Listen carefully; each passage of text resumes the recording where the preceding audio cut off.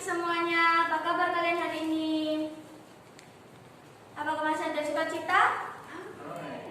Mari kita memuji Tuhan, sebelumnya kita berdoa dulu. Tuhan Yesus, terima kasih Tuhan atas berkat-Mu hari ini Tuhan.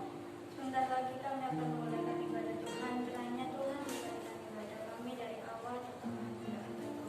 Dalam nama Yesus, haleluya, amin. Mari kita akan memuji satu lagu yang berjudul Di Dalam Menyembah.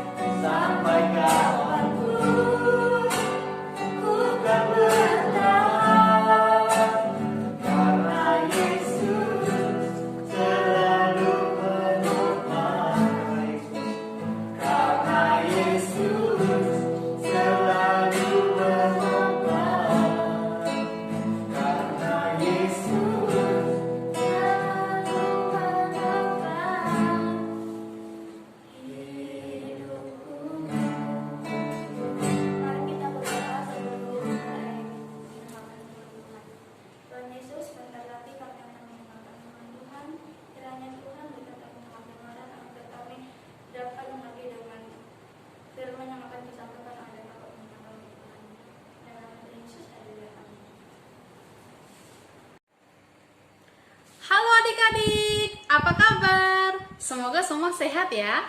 Amin. Nah, adik-adik, minggu lalu kan kita udah merayakan Paskah. Kita merayakan kebangkitan Tuhan Yesus. Dia sudah menang atas maut, atas kuasa dosa. Yesus hidup. Dia hidup untuk selama-lamanya. Kemudian Tuhan Yesus menampakkan diri selama 40 hari kepada para murid kalau kita baca di Alkitab ya. Nah, kemudian setelah itu apa yang terjadi? Yesus naik ke surga. Namun adik-adik, sebelum Yesus naik ke surga, Yesus memberikan janji kepada para murid. Apa janjinya? Kak Mel akan baca untuk kita semua dari Kisah Para Rasul 1 ayat 8 sampai 11. Kak Mel ulangi, Kisah Para Rasul 1 ayat 8 sampai 11. Kak Mel baca untuk adik-adik semua. Ayat 8, tetapi kamu akan menerima kuasa kalau Roh Kudus turun ke atas kamu, dan kamu akan menjadi saksiku di Yerusalem dan di seluruh Yudea dan Samaria dan sampai ke ujung bumi. Ayat 9, sesudah ia mengatakan demikian, terangkatlah ia disaksikan oleh mereka, dan awan menutupnya dari pandangan mereka. Ayat 10, ketika mereka sedang menatap ke langit waktu ia naik itu, tiba-tiba berdirilah 2 orang yang berpakaian putih dekat mereka, dan berkata kepada mereka, hai orang-orang Galilea, mengapa kamu berdiri melihat ke langit? Yesus ini yang terangkat ke sorga meninggalkan kamu, akan datang kembali dengan cara yang sama, seperti kamu melihat dia naik ke surga. Adik-adik, Tuhan Yesus berjanji akan memberikan Roh Kudus kepada para murid. Dan dengan pertolongan kuasa Roh Kudus, mereka akan menjadi saksi-saksinya Tuhan di Yerusalem dan di luar Yerusalem. Dan Tuhan Yesus juga akan datang kembali untuk menjemput orang-orang yang percaya, termasuk kita. Setelah Tuhan Yesus naik ke surga, 10 hari kemudian, para murid dan semua orang yang percaya menerima Roh Kudus. Roh Kudus turun atas mereka, dan mereka mengalami hal yang luar biasa. Jadi adik-adik, janji Tuhan Yesus untuk mengutus Roh Kudus dipenuhi. Kami baca lagi bagian Alkitab dari Kisah Para Rasul 2 ayat 4 sampai 11. Kisah Para Rasul 2 ayat 4 sampai 11. Ayat 4, maka penuhlah mereka dengan Roh Kudus, lalu mereka mulai berkata-kata dalam bahasa-bahasa lain, seperti yang diberikan oleh Roh itu kepada mereka untuk mengatakannya. Waktu itu di Yerusalem diam orang-orang Yahudi yang saleh dari segala bangsa di bawah kolong langit. Ayat 6, ketika turun bunyi itu, berkerumunlah orang banyak. Mereka bingung karena mereka masing-masing mendengar rasul-rasul itu berkata-kata dalam bahasa mereka sendiri. Mereka semua tercengang-cengang dan heran, lalu berkata, bukankah mereka semua yang berkata-kata itu orang Galilea? Bagaimana mungkin kita masing-masing mendengar mereka berkata-kata dalam bahasa kita sendiri, yaitu bahasa yang kita pakai di negeri asal kita? Ayat 9, kita orang Partia, Media, Elam, penduduk Mesopotamia, Yudea dan Kapadokia, Pontus dan Asia. Ayat 10, Frigia dan Pamfilia, Mesir dan daerah-daerah Libya yang berdekatan dengan Kirene, pendatang-pendatang dari Roma. Ayat 11, baik orang Yahudi maupun penganut agama Yahudi, orang Kreta dan orang Arab, kita mendengar mereka berkata-kata dalam bahasa kita sendiri tentang perbuatan-perbuatan besar yang dilakukan Allah. Semua orang percaya penuh dengan Roh Kudus. Mereka semua itu adalah orang-orang Galilea, tapi mereka bisa berbicara dalam bahasa-bahasa lain. Bahasa-bahasa yang dikenal dan dimengerti oleh orang-orang yang hadir pada waktu itu. Dari bacaan kita tadi, orang-orang yang hadir dari berbagai macam bangsa, dikatakan ada dari Partia, Media, Elam, Mesopotamia, Yudea, Kapadokia, Pontus, Asia, Frigia, Pamfilia, Mesir, dan daerah-daerah yang berdekatan dengan Libya. Bahkan ada pendatang dari Roma dan lain-lain. Jadi para rasul berbicara dalam bahasa itu. Mereka berbicara menyampaikan tentang perbuatan-perbuatan besar yang dilakukan oleh Allah. Kemudian Roh Kudus juga mengubahkan rasa takut para murid menjadi berani. Awalnya kan para murid itu takut. Nah, kemudian dengan pertolongan Roh Kudus, mereka berani tampil di hadapan banyak orang dan memberitakan Injil Yesus Kristus. Kuasa Roh Kudus mendorong para murid untuk berani, untuk bercerita tentang Injil. Bukan hanya di Yerusalem, tapi juga di luar Yerusalem. Dan setelah menerima Roh Kudus, mereka juga bertekun dalam pengajaran firman Tuhan. Mereka berkumpul untuk berdoa, beribadah, memuji Tuhan bersama. Dan mereka juga berbagi, mereka juga mengalami perubahan hidup, bahkan mereka berkumpul untuk makan bersama. Nah, adik-adik, janji Tuhan Yesus untuk memberikan Roh Kudus sudah dipenuhi. Roh Kudus sudah diberikan kepada orang yang percaya kepada Yesus, itu termasuk kita. Kita juga orang yang percaya pada Yesus sudah menerima Roh Kudus.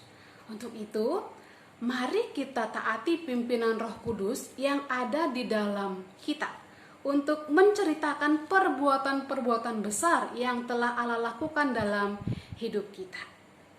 Kita juga gunakan keberanian yang Allah Roh Kudus berikan untuk bersaksi menyampaikan keselamatan yang hanya ada di dalam Yesus Kristus.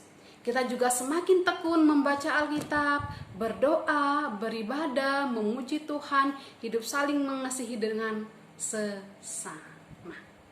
Mari kita berdoa. Bapa di surga yang kami kenal dalam nama Tuhan Yesus, kami sungguh bersyukur untuk anugerah Tuhan yang luar biasa. Tuhan, Engkau telah bangkit, Engkau telah naik ke surga, namun Engkau tidak meninggalkan kami sendirian. Engkau mengirim Roh Kudus, memberikan Roh Kudus untuk menyertai kami. Kami tidak berjalan sendiri, tapi ada Allah Roh Kudus yang beserta dengan kami, yang memimpin kami, yang menguatkan kami, yang menolong kami. Tuhan, terima kasih karena Allah Roh Kudus yang Kau berikan itu, dan tolong kami semua anak-anak Acik untuk menaati pimpinan Allah Roh Kudus, untuk bisa bercerita tentang perbuatan-perbuatan Allah yang besar yang sudah Tuhan Allah lakukan dalam hidup kami.